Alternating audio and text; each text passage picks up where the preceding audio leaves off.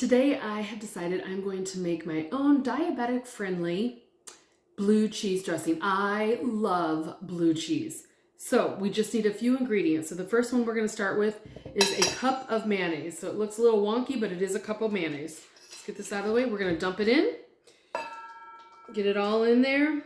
And I don't really, if you've watched any of my videos or you know anything about me, read anything about me, heard anything I said, I don't worry about fat because fat is a is a macronutrient that we have to have. So if you are eating correctly, that means you're really cutting out the carbs, you're cutting out artificial sugar, just sugar in general, but really the high fructose, you should be able to handle fat foods. Fat-free is not good for you. Okay, and I don't have to mention this, but I do it every time. Make sure you wash your hands. The next thing we need is about a half a cup of sour cream. Now keep in mind, mayonnaise has no carbs. It has no sugar. And I normally might have made my own mayonnaise, but I was a little lazy on this one. The sour cream, because it is dairy, has a little bit of carbs. So every tablespoon of the sour cream has 1 gram of carbs. So if you're really counting your carbs, make sure you count that in. Okay, so we're gonna get that in. Let's make sure it's all in there. It's a little loud there.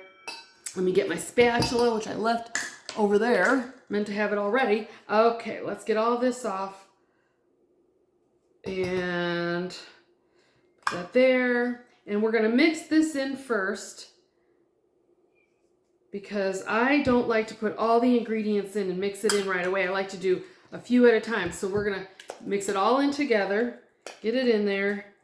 And next thing we're gonna wanna put in is about 1/4 of unsweetened almond milk.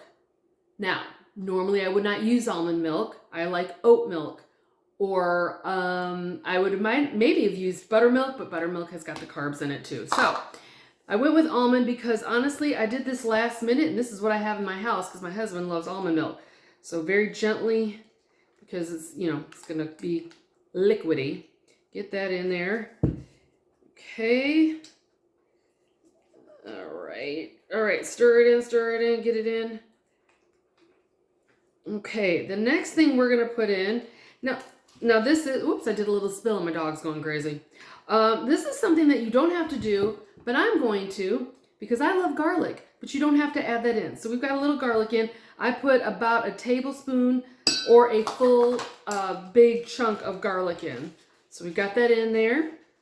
I don't know if you can see the little garlic pieces, but I had already pre-cut all this, or cut. I had already, I cut it up. Or chopped it up, I should say. And I knew that sounded weird. All right, and just a little touch of lemon juice. This is about 1.5 tablespoons of lemon juice. I'm actually not going to put all of it in because I decided I don't want this any more liquidy, and I'm about to try this.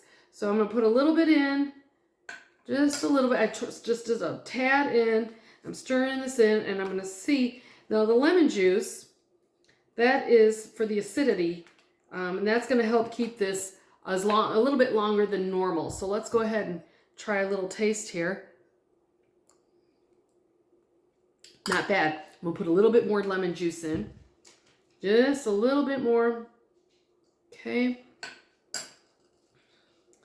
And I think next time I make this, I may actually use more garlic as well. Okay. So obviously we're going to need the blue cheese crumbles. So let's get that in there. That is about 1 cup of blue cheese. So let's get that in. And now you know dairy's not the best for us, but I still like to eat a little bit of it. So if you're still kind of addicted to dairy, we should really be doing goat cheese. It's a little bit better for you. I'm not exactly sure why. I'm still doing research on that. All right, so I'm going to try this. Let's try a little bit of it.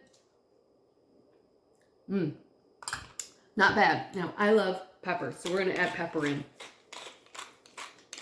Now, this would be thicker and probably a little bit more tastier if you had the buttermilk, but again, I'm not going to do buttermilk because I've got already enough dairy in here, and that's why, because I'm trying to be a little healthier on my dairy choices, I picked the non-dairy almond milk. All right, let's try this again. Let's see. It's pretty good. It's a lot better than what you buy at the grocery store. Okay, so if you decide to try to make this and you do something different to it and it even turns out even better, let me know. All right, from one diabetic to another, enjoy.